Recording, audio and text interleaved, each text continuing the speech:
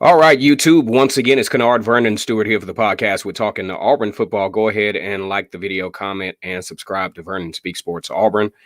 And as always, it's great to be an Auburn Tiger. We're recapping the Auburn versus Arkansas game from last night.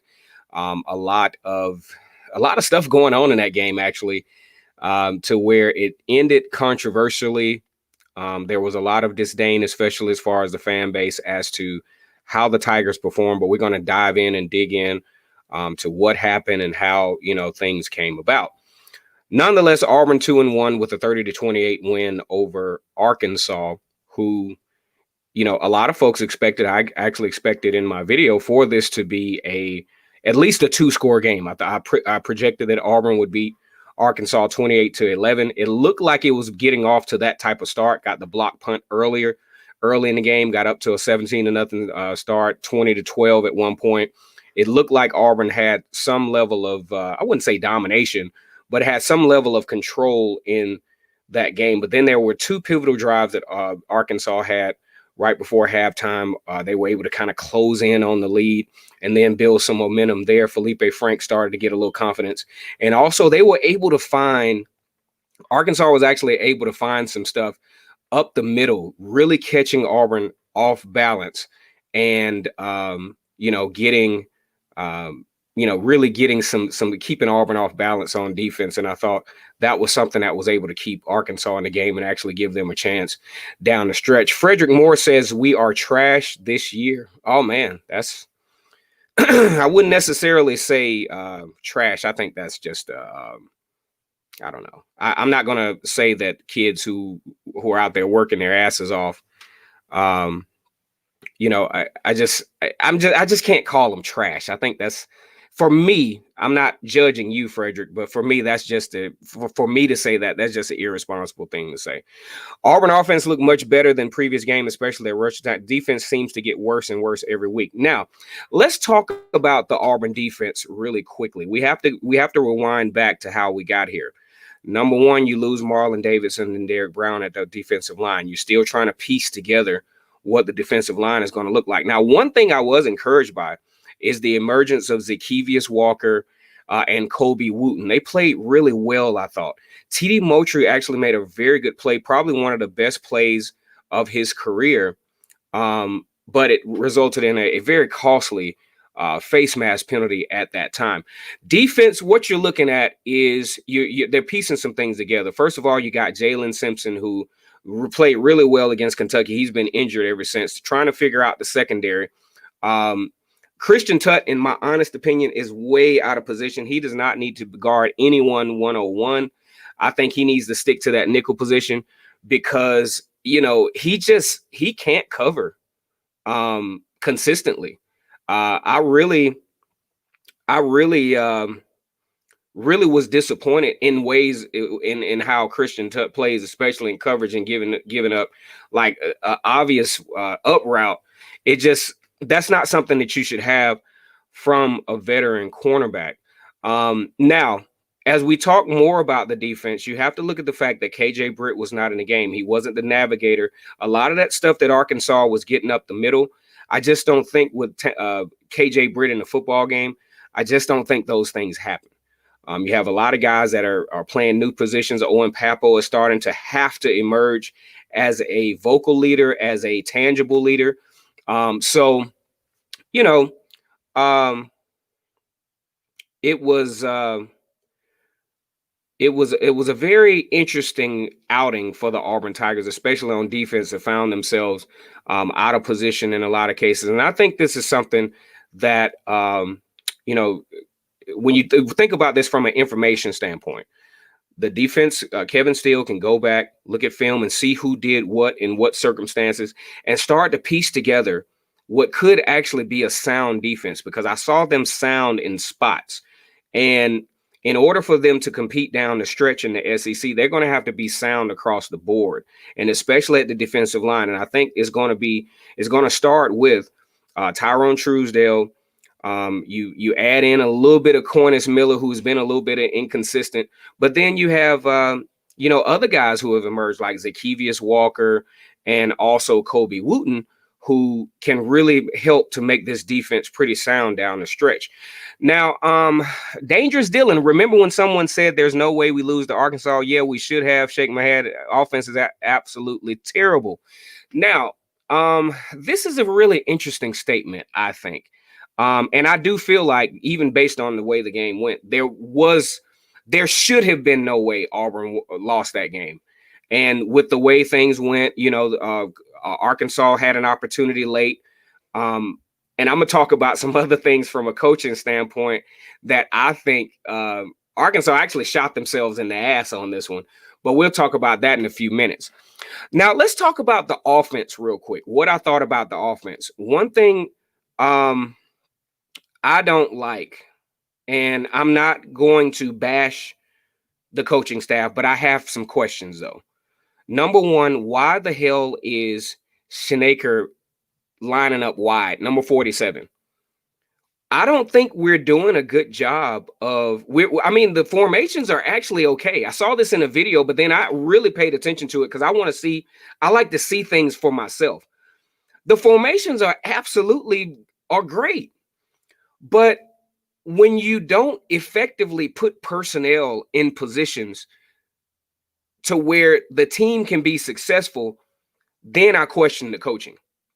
Schneeker, under no circumstances, especially on third down plays, should be out wide because he is no threat to any defense.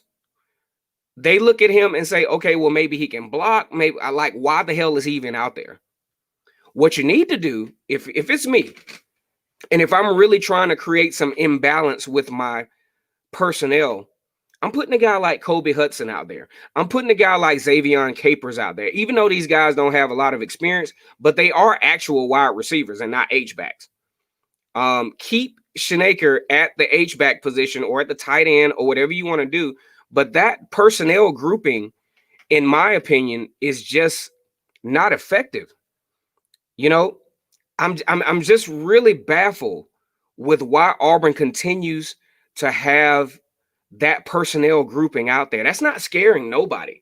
Another thing that I'm disappointed in with the Auburn offense as to why I think this game was really closer than it should have been. I still think Auburn is a much better team than Arkansas, and that's just not me being a homer. I just know my stuff. Auburn is a much better team than Arkansas. But here's the thing, the common denominator that's really hurting Auburn, and I sugarcoated this on last week. I really sugarcoated this just out of, sheer politeness, honestly. But the Auburn offensive coaches are really at times doing these kids a disservice. Now, here's where I'm coming from with this. And I have the utmost respect for any person in a leadership position. So I'm not going to badmouth these guys, but I really have some concerns, though. I really have some really, really huge concerns with the positioning. One is play calling. Play calling on first down, great. But when you dive into the numbers and what's really getting Auburn in trouble offensively is play calling between second and third down. That is the big equalizer, and it has been, especially in the Georgia and the Arkansas game. Now, one thing I want you guys to notice is that if Auburn continues to get themselves in situations where you have second and favorable, let's say second and 6, second and 4, somewhere around there to where it's pretty manageable, and basically waste second down play calling, that's going to keep them really on the edge, because with this offense and with the way they're playing at the moment, third and anything more than 6 puts you in a danger zone. I think Auburn has to capitalize on the good play calling they have on first down, because if you look at it, usually Auburn is in favorable situations between second down and maybe 5, 6. You rarely see Auburn, unless it's a penalty. You rarely see Auburn in like a second and 15 or a second. Is usually pretty favorable to where they can keep the keep the keep the drives going. And this play calling thing, they did good in spots. But where Auburn's offense is struggling, where Auburn's offensive play calling and personnel groupings are struggling, is on second and third down. They got to get this fixed, because if they don't get this fixed, you're going to wind up in a game like, say, against South Carolina, who's probably not a really bad football team that can sneak up on you and beat you. Eric Haley says, man, Auburn needs to get another quarterback. You know, I don't know. I just don't know at this point. I spoke harshly about Bo Nix last year, and it didn't go over too well. And Bo Nix, I just don't know. There are spots where I'm like, okay, I trust this guy. I really think he can make some things happen. And then under duress, he does stuff like the spike backwards. That kind of stuff really really troubles me, so to speak. Stephen Washington,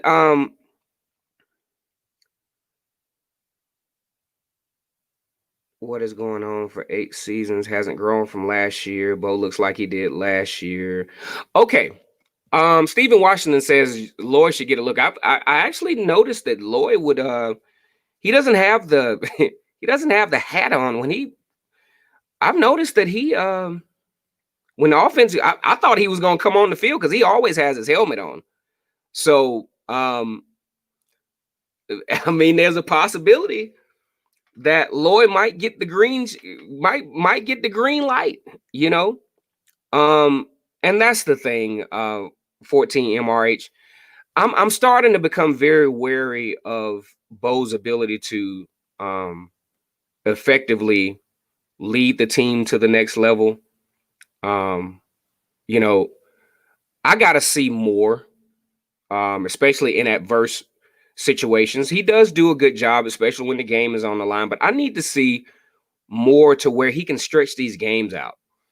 You know what I'm saying? I really need to see more to where he can be more of a factor as to why Auburn is successful versus all the stars having to line up in order for him to be successful. I need for him to make some plays, kind of like we're going to get into Tank Bigsby in a minute. But continue to get wait, I have to get rid of Gus. Oh man. So now the get rid of Gus train starts again. But Toriano 1-1. You think Auburn can be 7-1 headed to the Iron Bowl?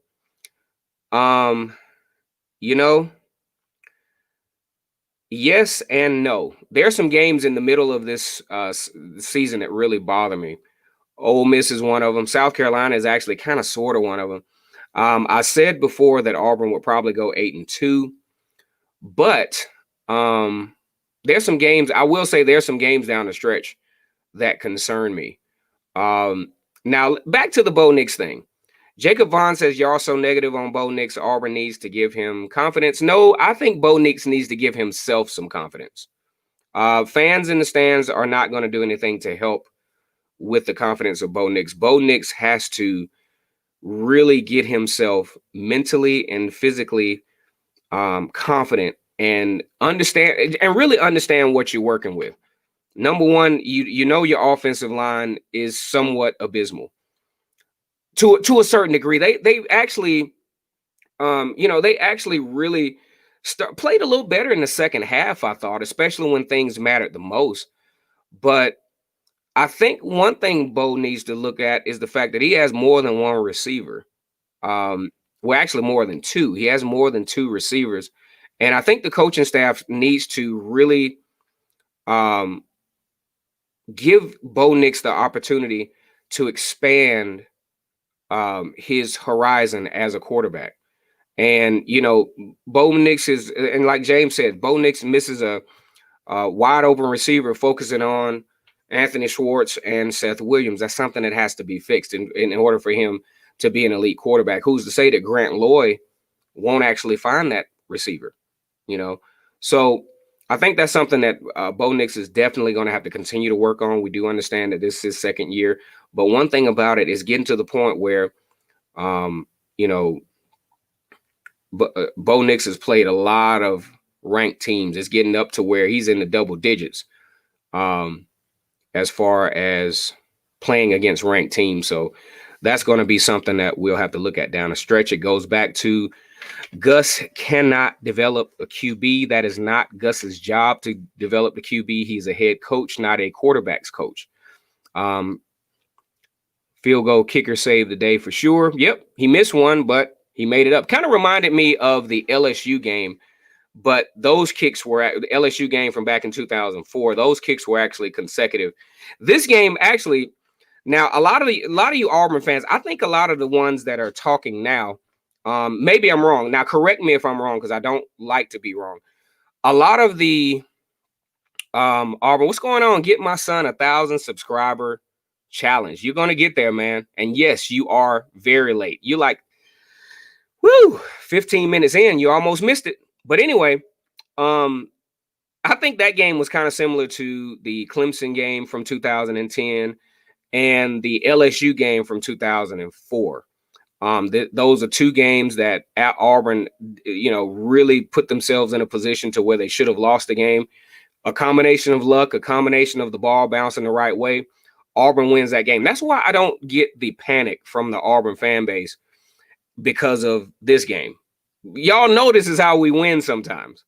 I mean, I know you want to get, okay, so I was talking to one of my Auburn buddies about this, about the Bama syndrome with Auburn. Bama beats the hell out of folks. Their fans don't have to panic. There's no heart attack game. Yeah, they went back and forth with Ole Miss last night. Actually, no, I don't think Mark Anthony Richards will transfer. He's coming off of a leg injury. He's probably not fully ready to go. But no, Auburn does not need any more running backs to transfer. So, now Williams 6 against Arkansas. Are you serious? Come on, let's elaborate on that. Give me another comment. I don't understand what you're asking me. I'll wait for your comment to come back up. As far as against Arkansas, are you serious? Yes, there was a lot of crazy stuff that happened in that game.